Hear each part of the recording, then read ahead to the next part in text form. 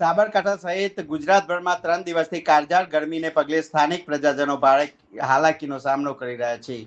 ત્યારે હવામાન વિભાગ દ્વારા આવનારા એક સપ્તાહ સુધી ગરમી યથાવત રહેવાની સંભાવના વ્યક્ત કરતી છે. સાબરકાંઠા આરોગ્ય વિભાગ દ્વારા સિવિલ હોસ્પિટલમાં હીટ સ્ટ્રોક વોર્ડ બનાવવામાં આવ્યો છે, જેમાં એક સાથે 35 જેટલા દર્દીઓને કોઈ પણ પ્રકારની પરિસ્થિતિમાં સારવાર આપવા માટે તૈયારીઓ કરી લેવાય છે, જે જિલ્લાના તમામ લોકો માટે મહત્વનું પગલું બની રહેશે. સાબરકાંઠા સહિત ગુજરાતભરમાં આગામી 16 મે સુધી ભારે ગરમીની સંભાવનાઓ હવામાન વિભાગે દર્શાવી છે.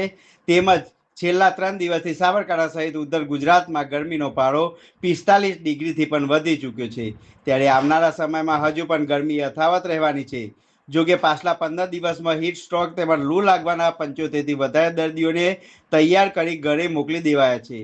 સાબરકાંઠા જિલ્લામાં આવનારા દિવસમાં હજી પણ ગરમીનો પારો યથાવત રહે તો જિલ્લાના પ્રજાજનો માટે આરોગ્ય વિભાગ દ્વારા અત્યારથી જ એક અલાયદો વોર્ડ તૈયાર કરવામાં આવેલ છે, જેમાં એક સાથે 35 જેટલા દર્દીઓને કોઈ પણ પ્રકારની ઇમરજન્સીમાં સરળતાથી સારવાર આપી શકાય તે પ્રકારે આયોજન કરવામાં આવ્યું છે.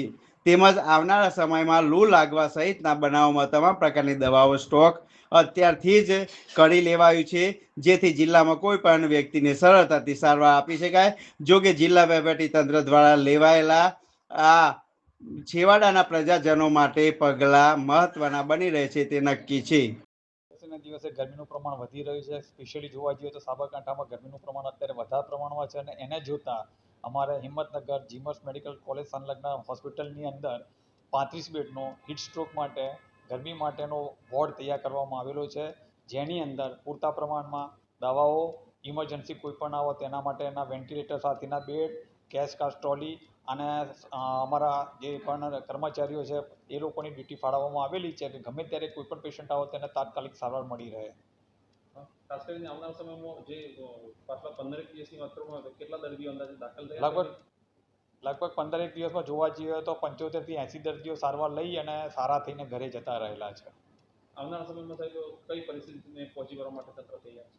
બસ અત્યારે ફૂલ તૈયારી સાથે જ અમારી હોસ્પિટલમાં બધું ફાળવી દીધેલો છે, સ્ટાફને પણ ફાળવી દીધેલો છે અને કોઈ પણ પેશન્ટ આવશે તો ઇમરજન્સીમાં પણ આપણે એને પહોંચી વળીશું એના માટેની બધી તૈયારી સંપૂર્ણપણે ફૂલ છે.